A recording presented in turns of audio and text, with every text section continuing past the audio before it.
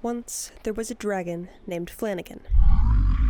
His scales were a pearlescent orange and red sheen, and he was exceedingly small.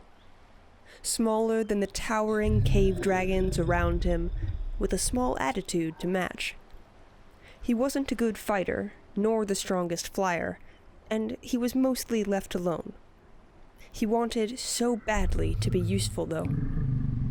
One day, he heard a damsel in distress, and, hoping the distress wasn't being caused by one of his more raucous brothers, he flew towards the cry.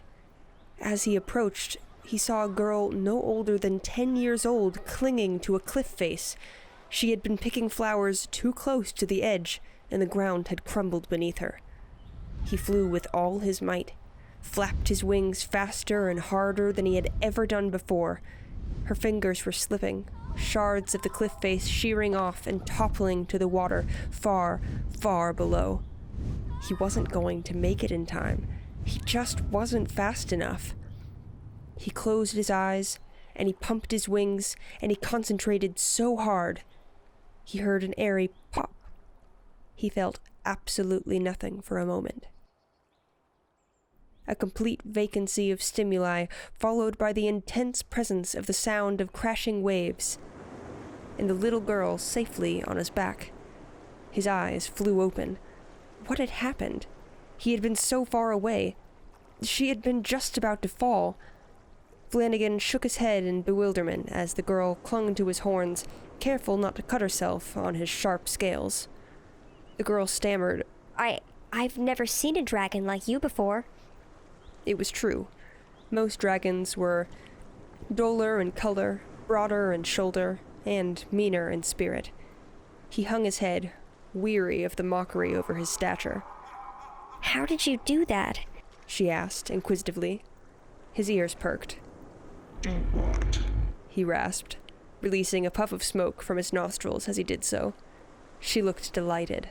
Her eyes shone and she clapped her hands. Oh, it was wonderful. I saw you glint in the sun, and the sunbeam carried you all the way to me. He furrowed his brow, more smoke drizzling down his jawline. He had been slow soaring in circles, but he mumbled, Hold on, and took off over the water. Suddenly, he dove towards the sea. The light caught a wave, and it encapsulated him. All his focus was filled with light. He released his breath.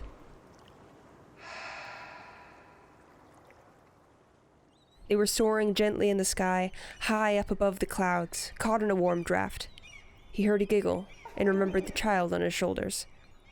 Flannigan had discovered his power, and a starting point for discovering his own ancestry. He was a dragon born of light, not fire and magma like his adopted clan. He soon learned the girl's name was Aislinn, meaning a vision or dream. Her clan had been set upon by rock dragons when she was young, and she had been on her own in the forest ever since. They were inseparable. She journeyed with him across the globe in search of the land of light. They went down in legend, but never depicted in art. Just a flash of light and a burst of warm laughter was all they were known by. And this has been the tale of how that great pair came to be.